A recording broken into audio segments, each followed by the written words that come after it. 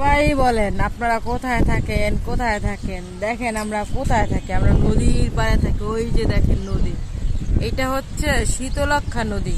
এই নদীর পাড়েই আমার বাড়ি। তাই হ্যাঁ, বিকেল বেলায় ছাদে উঠলা না? ছাদে বাতাস, প্রচুর বাতাস। বিকেলের ওয়েদারটাও কিন্তু অনেক সুন্দর লাগে, দেখছো মেঘলা আকাশগুলো দেখো কি সুন্দর দেখা যাচ্ছে। হ্যাঁ, কি সুন্দর বাতাসে ডাক্তার। হ্যাঁ, বাতাসের শক্তি বেশি।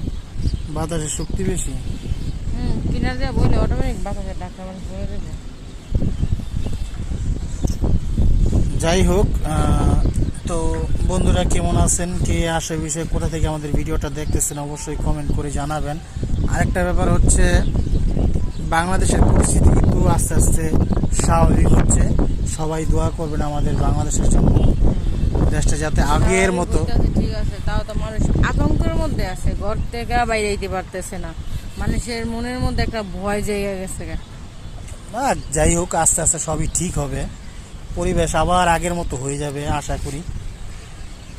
এখন কি আমরা চাই আগের পরিবেশটাকেই চাই, হুম, শান্তিপূর্ণ। আর দেখো কি সুন্দর নদীর আবহাওয়া। আরে বাবা, ওরে তো কি তো কিরেন দিয়ে কিনে তো তুললা কোনটা?